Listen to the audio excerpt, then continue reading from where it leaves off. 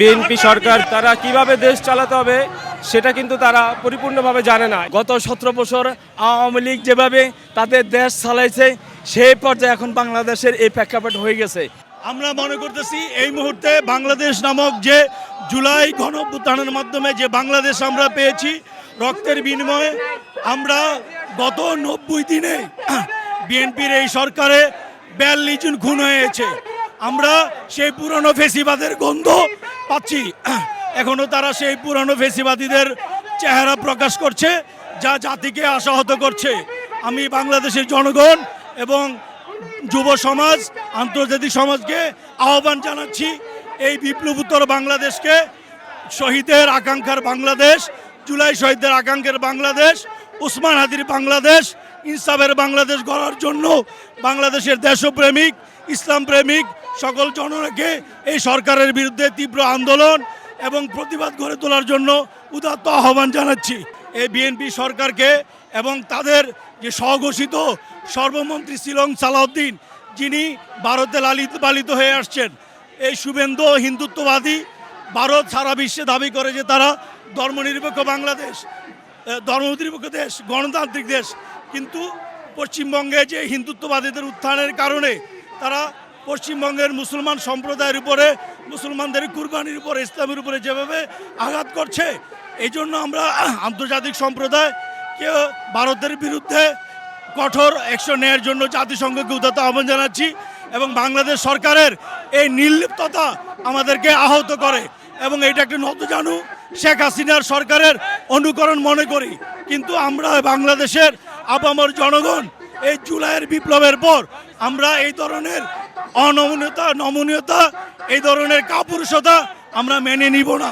বাংলাদেশের সারা বাংলাদেশের টেকনাফ থেকে তেঁতুলিয়া, রূপসা থেকে পাথুরিয়া, প্রত্যেকটি গ্রামে গঞ্জে শহরে বন্দরে যেভাবে খুন খারাপি দর্শন চলতেছে, এটা কোনো মতেই একটা সভ্য সমাজ হইতে পারে না। এটা একটা কুলুষিত সমাজ হয়ে গেছে। গত 17 বছর আওয়ামী লীগ যেভাবে তাদের দেশ চালাইছে সেই পর্যায়ে এখন বাংলাদেশের এই প্রেক্ষাপট হয়ে গেছে। এখন আমরা যদি সচেতন মানুষগুলি যদি এখন আমরা প্রতিবাদ হয়ে না উঠি, আমরা প্রতিবাদী হয়ে যদি প্রত্যেকটা জিনিস যদি আমরা মোকাবিলা না করি, তাহলে বাংলাদেশ আরও গভীর থেকে গভীর পর্যায়ে পৌঁছে যাবে, আরও কঠিন সংকট মুহূর্তে পৌঁছে যাবে।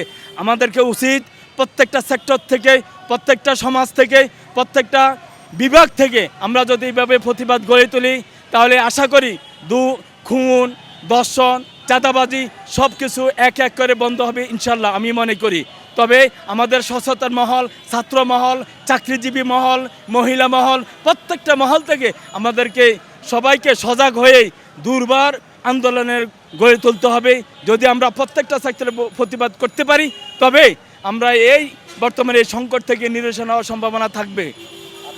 বাংলাদেশের যে তারেক জিয়া, তাদের সাথে ইন্টারনালি এ দেশে আসার পূর্বে তাদের সাথে শর্ত সাপেক্ষে এ দেশে এসেছে।